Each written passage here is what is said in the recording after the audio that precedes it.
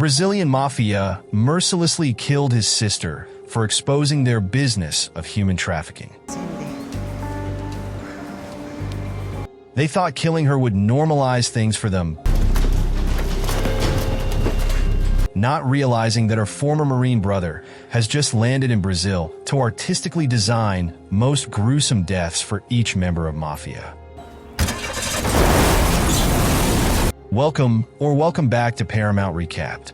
I don't have many subscribers, but your single comment is a ray of hope to motivate me.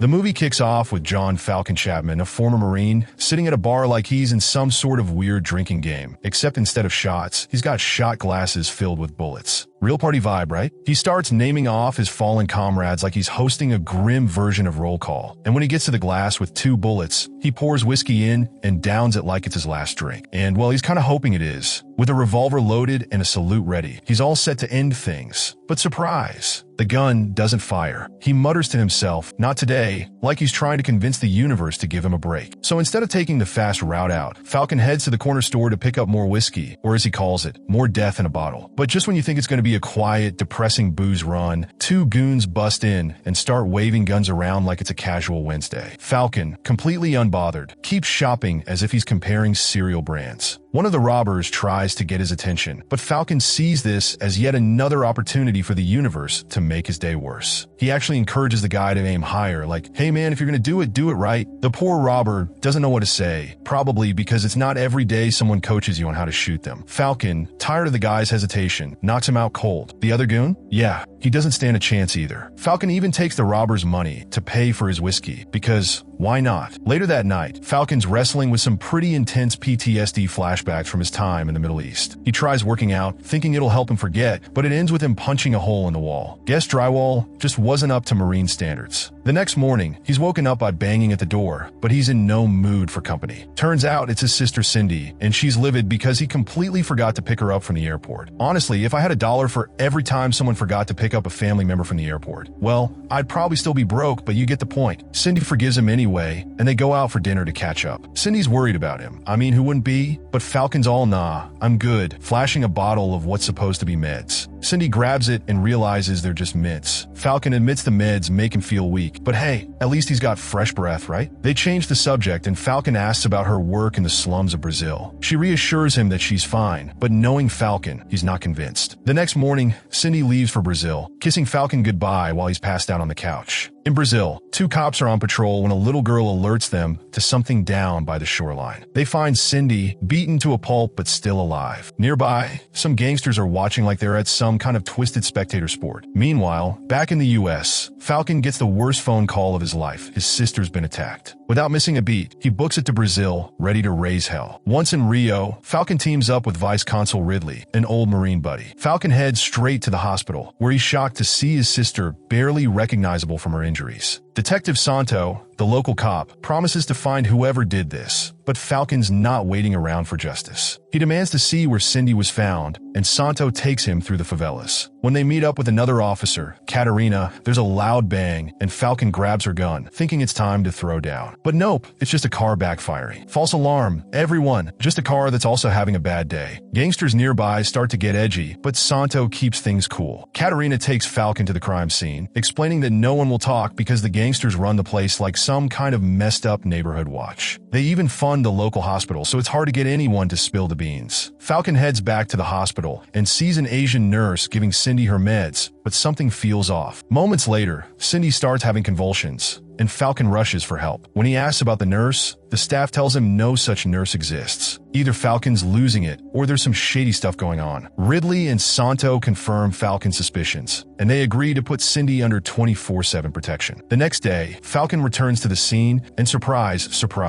he spots one of the gangsters wearing Cindy's necklace. Falcon confronts him, and when the other gangsters step in, they quickly learn that trying to fight a Marine is a bad idea. Falcon handles them like it's just another workout session. One of the thugs pulls a knife, but Falcon disarms him without breaking a sweat, holding the guy at knife point. Just as things heat up, Katerina shows up, holding Falcon at gunpoint, telling him to chill out. She introduces the guy as CA, someone who worked with Cindy and lost his sister recently. Awkward, Falcon apologizes, and CA hands over Cindy's notebook, but Falcon lets him keep the necklace. As they drive off, Katerina mentions a string of missing kids in the area that might be linked to Cindy's attack. Just when things couldn't get more intense, a mysterious woman watches from the shadows and makes a phone call. Guess there's more trouble on the horizon. Santo and Carlo are keeping an eye on some girls when a rich guy shows up. They pull him out of his car, rough him up a bit, and toss him back in after giving the girl some cash and warning her not to return. Meanwhile, Falcon is drinking alone at a bar when he figures out how to reveal an imprint of a page from Cindy's notebook using carbon paper. It turns out to be her last appointment. Falcon calls the number and reaches a guy named Bruno, who agrees to meet him. Bruno turns out to be Cindy's photographer, hiding after hearing what happened to her. He explains that Cindy was investigating missing girls and had arranged a meeting with someone who had information. Bruno took photos of the meeting and gave them to Cindy, but refuses to hand over any copies, hinting there is insurance.